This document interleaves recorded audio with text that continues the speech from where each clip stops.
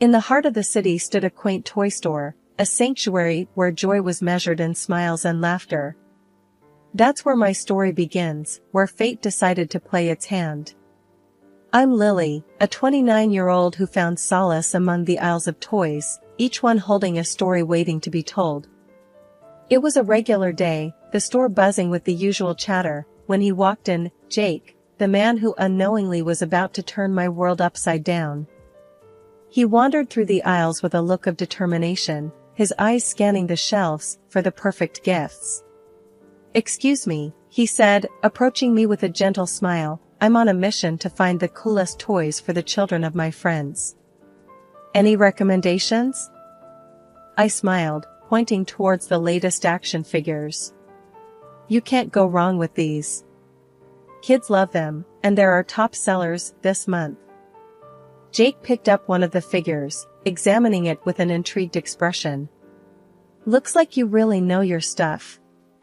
Do you enjoy working here?" I laughed, a warm feeling blooming inside. "I do. It's more than just a job. It's like being a part of countless happy childhood memories. But tell me more about you. Is being the cool uncle a full-time job?" His laughter echoed through the store, a sound that felt oddly comforting. "It feels like it sometimes. But seriously, my family is pretty big, parents, 2 younger sisters. One is about to get married and move to another city. It's chaotic, loud, but I wouldn't have it any other way." We continued to chat, our conversation flowing effortlessly. I shared my story, how life had been a solitary journey since my grandmother passed, leaving me her small, cherished house. Jake listened with genuine interest, his eyes never leaving mine. "It sounds like you've had your share of challenges," he said softly. "Your grandmother must have been a remarkable woman to raise someone as strong and kind as you." The store started to quiet down, signaling the end of the day. Our conversation, however, was far from over. "It's not often you meet someone who understands the value of family," I remarked. "Your family sounds wonderful.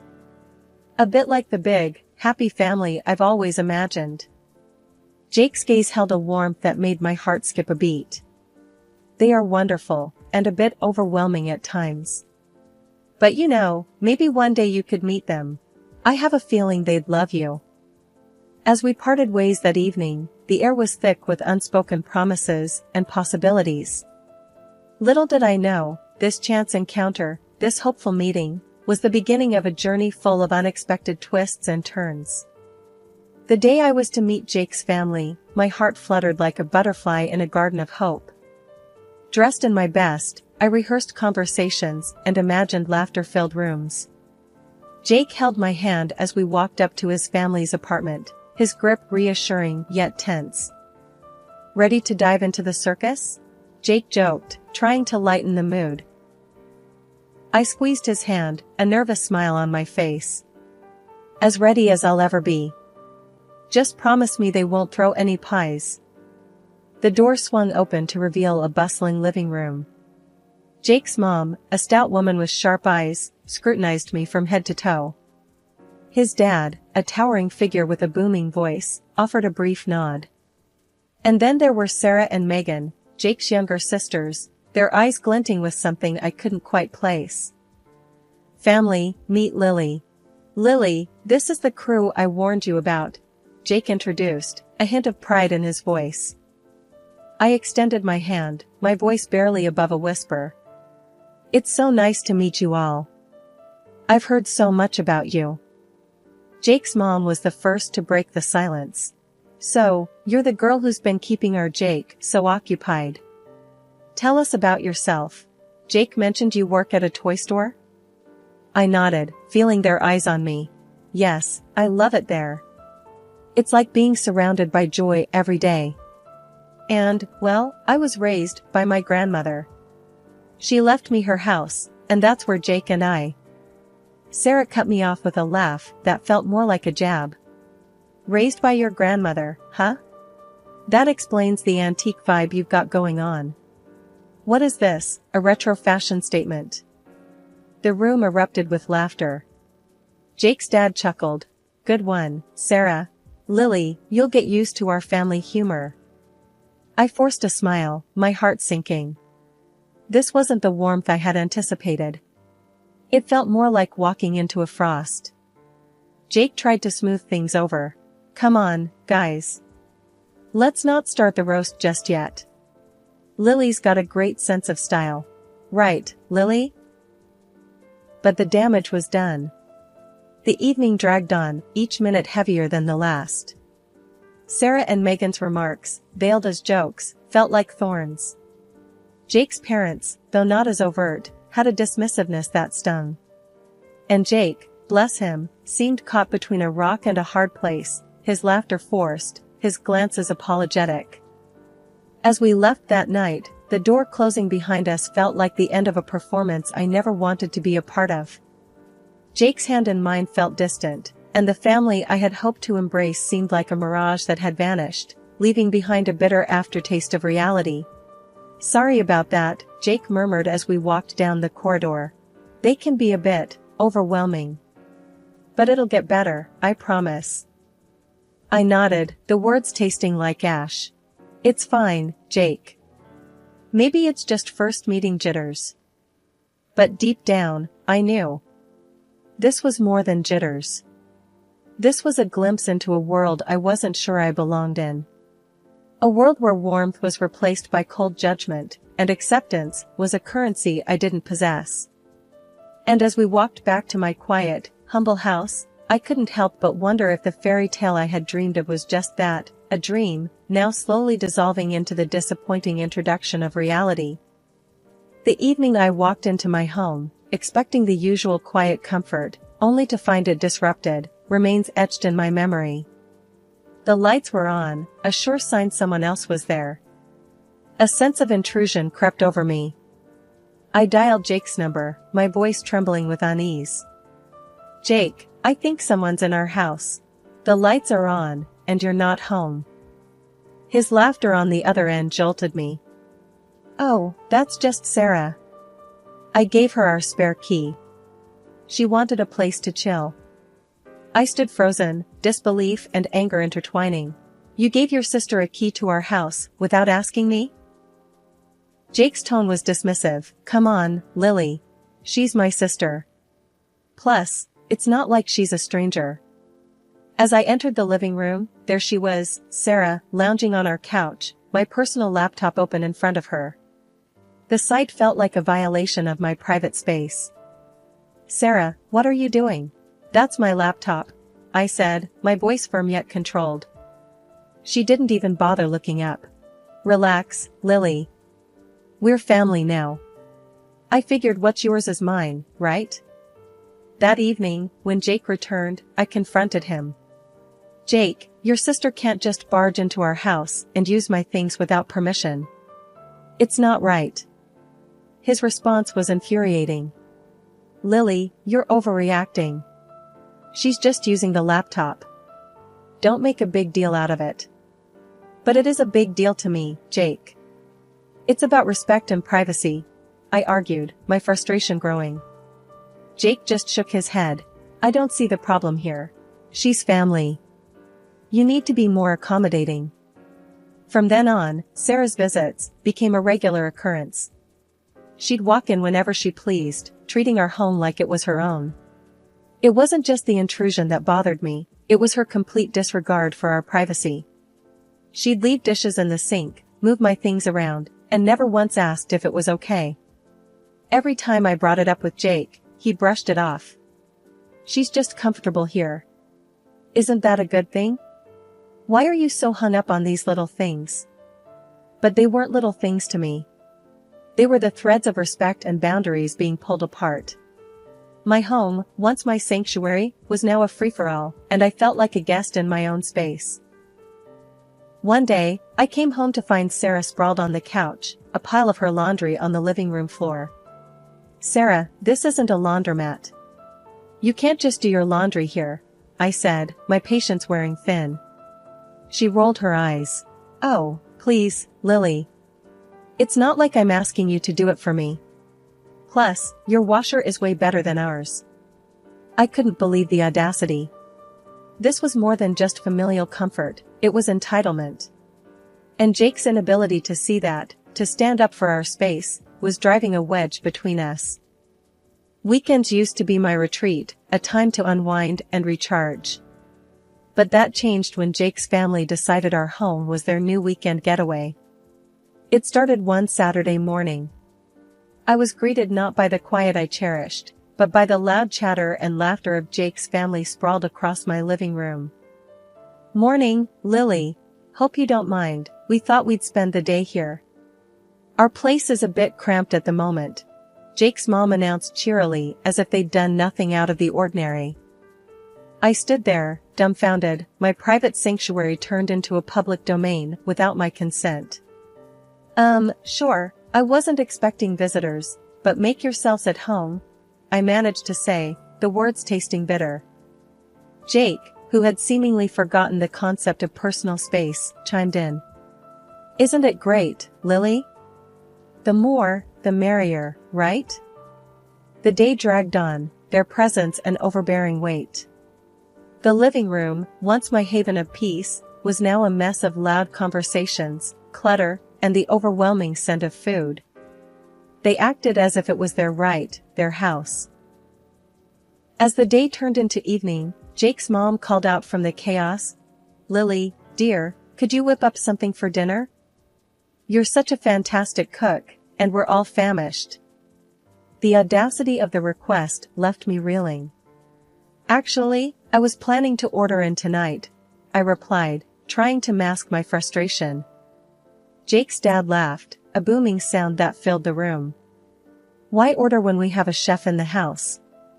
Come on, Lily, show us what you've got." I felt trapped, my own desires and comfort overshadowed by their imposing presence. Cooking in my kitchen, I felt like a stranger, an outsider catering to the whims of uninvited guests. Later that evening, I tried to talk to Jake about it. "Jake, this isn't working for me.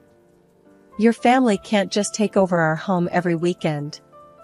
Jake, ever the family man, just shrugged. "They're just being family, Lily. This is what families do. You're overthinking it." "But it's our home, Jake. Our space. There should be limits, boundaries," I argued, my voice a mix of plea and demand. He didn't get it, or he chose not to. "Lily, they're not doing any harm. We have the space, why not share it?" I went to bed that night with a heavy heart, the sounds of their laughter and chatter a stark reminder of how my sanctuary had been breached. My home, my rules, my peace, all invaded without a second thought. And the man I shared my life with couldn't, or wouldn't, see the lines being crossed. The once peaceful sanctuary of my home had become a battlefield, the air thick with tension and unspoken words. After countless disputes over the invasion of my privacy, I had retreated to my bedroom, the only space I foolishly thought was still mine. But even that last refuge was about to be snatched away. It was early Saturday morning, the kind of morning where the world should have been still and quiet. But tranquility was a stranger in my own home. I was jolted awake by the sound of my bedroom door being flung open. Disoriented, I blinked against the harsh light as the figures of Jake's parents loomed in the doorway. What are you doing?" My voice was barely a whisper, shock rendering me almost speechless. They didn't even flinch at my obvious discomfort. Instead, Jake's mom, with a sweep of her hand that felt like she was claiming territory, announced, "We've decided this will be our room now. It's the nicest in the house, after all." Jake's dad nodded in agreement, his eyes scanning the room, not as a guest, but as someone assessing their property. "Yep, this will do. And don't worry, we left our apartment to Sarah. She needs it more than we do." Their words hit me like a physical blow. This was no ordinary intrusion, this was a full-blown takeover. My room, my private space, was being stripped away right in front of me. Shaken, I scrambled out of bed and found Jake in the kitchen, oblivious or indifferent to the chaos. "Jake, we need to talk. Now." Your parents can't just take over my room like this. Jake sipped his coffee, unfazed. Lily, why are you making such a big deal out of this? They're just trying to be comfortable. Besides, you can stay in the attic, right? His words stung more than I thought possible. The attic? Jake, are you listening to yourself? This is my house, and your family is treating it like a hotel. He shrugged, a gesture that spoke volumes of where his loyalties lay. Well, it's their house too now. You can fix up the attic. It could be a nice project for you. I stood there, disbelief and rage coursing through me. My home, my sanctuary, was being carved up and handed out like slices of pie, and the man I had pledged my life to was holding the knife. As Jake walked away, leaving me to grapple with the reality of the situation, I realized I was alone in this fight. The home I had built, the life I had envisioned, was being dismantled, piece by piece. And the one person who should have been my partner, my ally, was the architect of my despair. But as I stood in the shell of what used to be my refuge, a fierce determination took root. This was my home, my life, and I wasn't about to let it be taken from me. The battle lines were drawn, and I, Lily, was ready to reclaim what was rightfully mine. The night before Jake and his family left for the wedding, the house was thick with tension and unspoken words. They laid down their plans, like a king dictating to his subjects. We're off tomorrow, Lily, for Megan's wedding. You'll have the house to yourself for a week. Should be plenty of time to get your new attic room ready, Jake's mom declared with a smirk. Jake chimed in, a cold look in his eyes. Yeah, Lily. It's only fair. Mom and Dad need the space. It's a small sacrifice, really. Their laughter echoed through the house, a cruel soundtrack to the mockery of my life. The door closed behind them the next morning, the silence they left behind heavy with the weight of their words. But as the sound of their car faded away, a new resolve rose within me.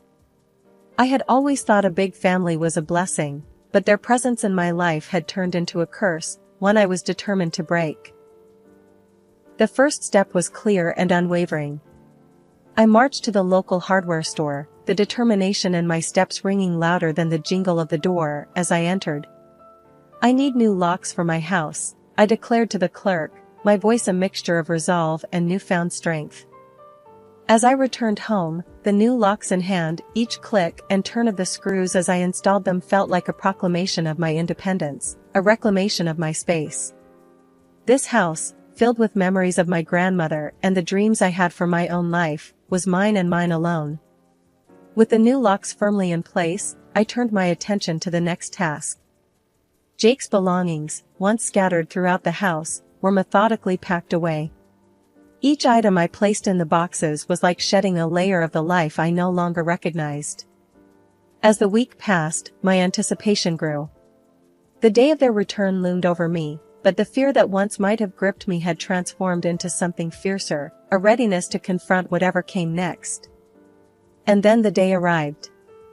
The sound of their car pulling up, the confused voices as they found their keys no longer worked, the rising volume as reality set in, it was a symphony of my making.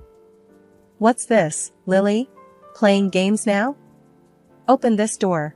Jake's voice was a mix of command and desperation, his words hammering against the firm resolve that shielded me. I opened the window slightly, my voice steady and unwavering.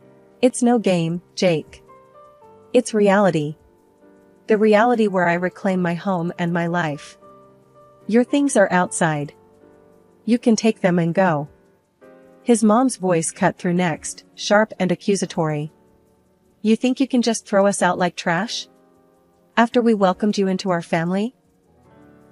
The irony of her words almost made me laugh. Welcomed? No, you invaded, you disrespected, and you overstepped every boundary. This is my home, and it's time you all accepted that. The voices rose, a cacophony of disbelief and anger. Jake's dad, his voice booming, joined in. You can't do this to us, Lily. We're family. Family sticks together. I shook my head, a slight smile playing on my lips. Family respects each other. Family supports and loves, not belittles and takes over. What you call sticking together felt more like being trapped. That's not family, that's a hostage situation. Their pleas turned into threats, their threats into insults. But with each word they hurled at me, my resolve only grew stronger. I had built a fortress, not just of locks and doors, but of self-respect and dignity. As the reality of the situation settled in, Jake's voice, once full of authority, now trembled with a hint of realization. Lily, please. Let's talk about this. We can sort it out. But the time for talking had passed long ago. There's nothing left to talk about, Jake. I gave you and your family every chance to be part of my life, my home. But you chose to treat it like a free-for-all. You chose to stand by and watch as they disrespected me, in my own home. That was your choice. Now, this is mine. The neighbors, drawn by the commotion, watched from a distance. Whispers and glances were exchanged, the drama unfolding before them, a stark reminder of how quickly the veneer of civility can crack. And when the noise became too much, when the insults and the banging on the door threatened to breach my newfound peace, I called the authorities. The arrival of the police was the final punctuation in a long and exhausting sentence. I explained the situation, my voice a testament to the journey I had been on. The officers, their faces a blend of sympathy and professionalism, turned to Jake and his family. You need to leave now. If you refuse, we'll have to take further action. As they finally collected Jake's belongings and retreated, a profound sense of calm enveloped me. The house, once a battlefield, was now quiet. The door, once a revolving entry for disrespect, was now a barrier against it. A week had passed since I took a stand, the quiet in my home a stark contrast to the turmoil that had once reigned. I was sipping my coffee, the warmth a gentle reminder of the peace I had reclaimed, when a knock shattered the tranquility. It was Sarah, her face twisted in anger, standing on my doorstep like an unwelcome storm. Lily, you think you're so high and mighty, kicking everyone out? You're nothing but a selfish, greedy woman. Sarah spat the words out, her voice dripping with resentment. I leaned against the doorframe, my stance firm. Sarah, this is my home, and I will not be insulted in it. Your family overstayed their welcome, and I did what was necessary. She scoffed, her laugh harsh and jarring. Necessary? You've turned everything upside down. I had the apartment to myself, and now? Now it's a circus again. Mom, Dad, Jake, all crammed in because of you. Her words were meant to wound, but I only felt a profound sense of relief. That's not my problem, Sarah. You all made your choices, and now you're living with them. Sarah's face reddened, her anger a tangible force. You can't just toss us aside like this. We're family. I shook my head, a sad smile on my lips. Family doesn't treat each other the way you treated me. I gave you all chances, but you chose to ignore them. I deserve respect and peace in my own home. Her words became a blur, insults and accusations thrown aimlessly. But they no longer touched me. I had built a wall, not just of locks and doors, but of self-respect and resolve. As she continued her tirade, I realized the truth in her words. Her anger wasn't just about being thrown out, it was about the loss of her comfort, her space. And that realization only strengthened my resolve. After what felt like an eternity, I cut her off. Sarah, this conversation is over. Your family's actions brought you to this point. I suggest you focus on finding a solution, instead of wasting your time here.